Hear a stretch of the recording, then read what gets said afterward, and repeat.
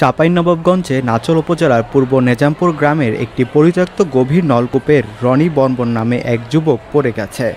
তাকে উদ্ধারে নাচল ও চাঁপাইনবাবগঞ্জ সদর ফায়ার সার্ভিসের দুটি দল কাজ করছে। বিষয়টি ঢাকা পোস্টকে নিশ্চিত করেছেন নাচল ফায়ার সার্ভিস ও সিভিল ডিফেন্স স্টেশনের ভারপ্রাপ্ত স্টেশন অফিসার এমদাদুল হক।